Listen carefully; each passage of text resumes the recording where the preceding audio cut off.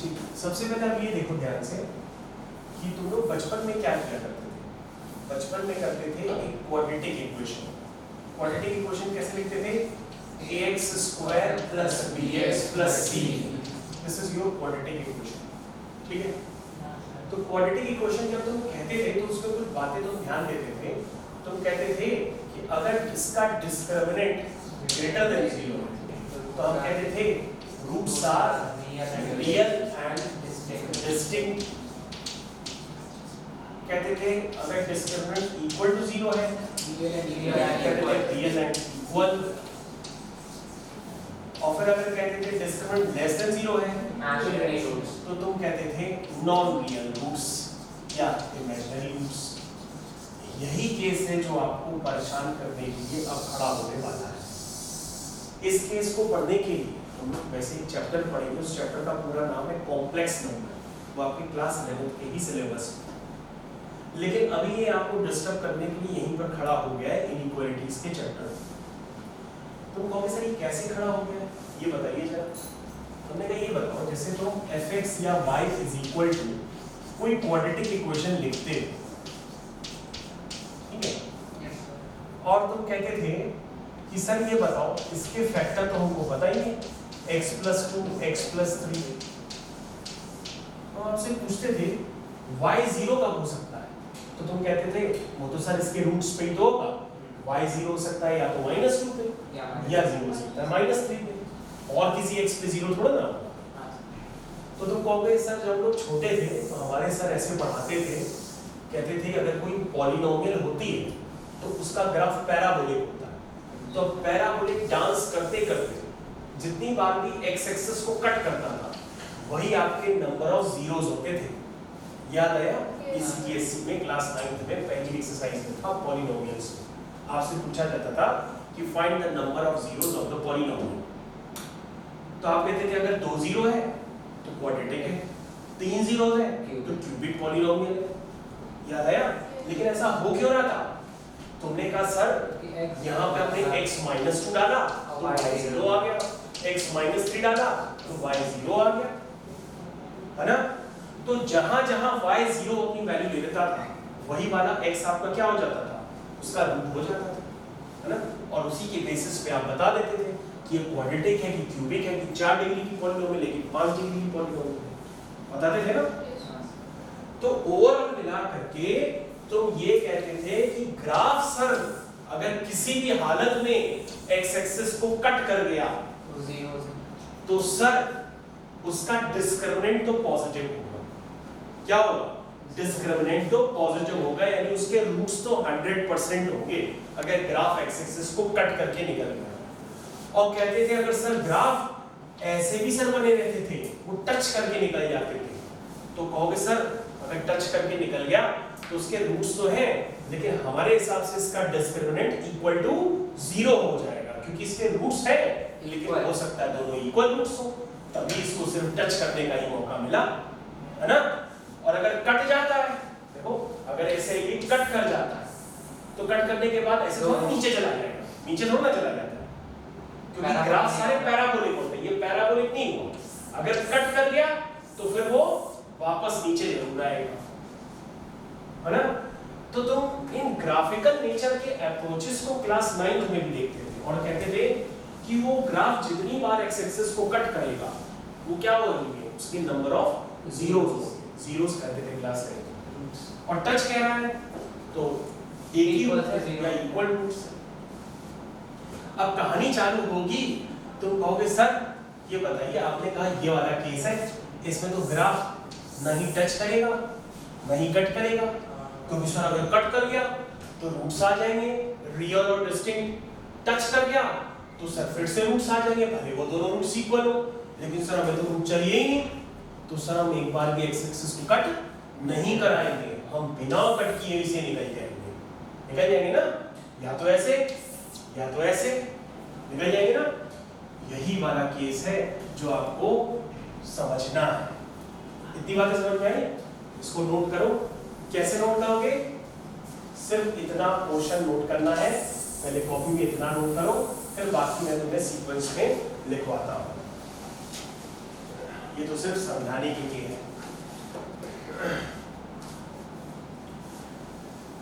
ऊपर हेडिंग डाल देना कंसेप्ट ऑफ क्वाड्रेटिक इक्वेशन या कंसेप्ट ऑफ पॉलिनोमियल।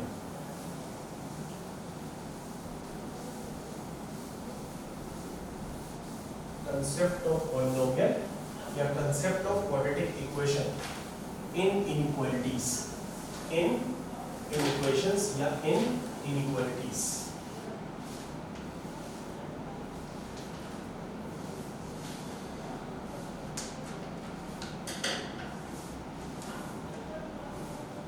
तो तुमने कहा ठीक है सर, इतना पोर्शन तो हम समझ गए, लेकिन सर आप देखते हैं आगे क्या होता है। तो हमने कहा चलो सबसे पहले हम लेते हैं quadratic equation y is equal to ax² plus bx plus c, और हम यहाँ लेट कर लेते हैं कि जो x² का कोफिशिएंट है वो पॉजिटिव है और इसका डिस्क्रिमिनेंट भी पॉजिटिव है। तो उसका ग्राफिकल रिप्रेजेंटेशन क्या होगा? मेरी बात समझना, पहले इतना लिखने के बाद उसके नीचे हेडिंग डालना ग्राफिकल रिप्रेजेंटेशन। क्या हेडिंग डालोगे? Graphical representation. ये बात आपके समझाने के लिए है, जब आप समझ जाएंगे तो बहुत नॉर्मल तरीके से यूज भी करेंगे इनइक्वालिटीज। तो तुमने कहा कि सर अब आपने यहाँ पर एक और नई चीज डाली है बिना बताए। आपने देखा कि x² का कोफिशिएंट पॉजिटिव है। अगर x² का कोफिशिएंट पॉजिटिव होता है तो उसको हम लोग कहते हैं ओपनिंग अपवर्ड्स पैराबोला, यानी उसका जो मुंह होगा वो ऊपर की तरफ खुलेगा। वो तब खुलता है जब x² का कोफिशिएंट पॉजिटिव है। पॉजिटिव का मतलब वो 1 भी हो सकता है, 2 भी हो सकता है, 3 भी हो सकता है, ठीक है। और अगर आपने कह दिया x² का कोफिशिएंट अगर लेस देन 0 हो गया यानी कि नेगेटिव हो गया तो ओपनिंग डाउनवर्ड्स पैराबोला। तुम कहोगे सर ठीक है ये पॉजिटिव हो गया, d greater than 0 है तो इसका मतलब ग्राफ तो ऐसे ही बनेगा। तो इस केस का ग्राफ ऐसे है, ठीक है। फिर तुम दूसरा केस बनाओ, ये आपका हो गया केस ए। दूसरा केस बनाओ। दूसरा केस क्या बनाओगे? कहोगे सर इक्वेशन तो वही है, आप ऐसा करिए a पॉजिटिव कर दीजिए और d 0 कर दीजिए, तो सर आपका ग्राफ ऐसे बनेगा ना? अभी समझाया ना कि d 0 हो गए तो एक ही रूट होगा। सर तीसरे वाले केस तक पहुंचने के लिए इतना समझाना पड़ेगा।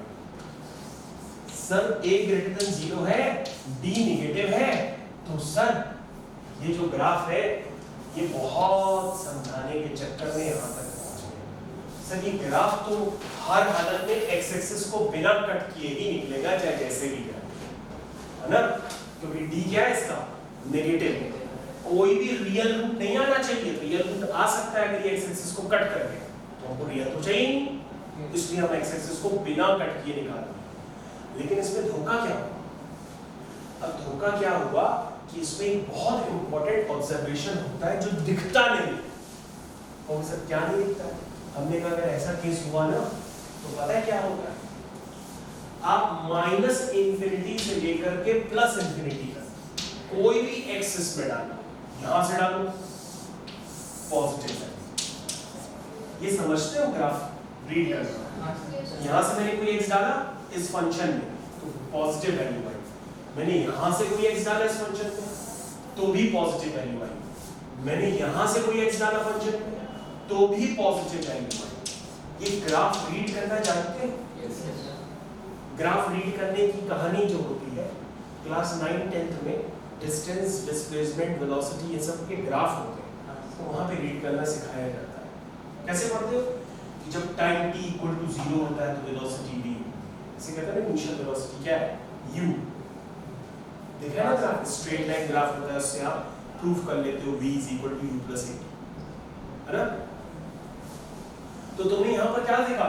तुमने कहा सर इसमें तो बड़ा इंपॉर्टेंट ऑब्जर्वेशन है कि अगर ऐसी कंडीशन है किसी भी क्वाड्रेटिक इक्वेशन के लिए तो सर वो तो हर x पर क्या है? पॉजिटिव है। तो तुम्हारे पास क्या कंडीशन निकल के आई?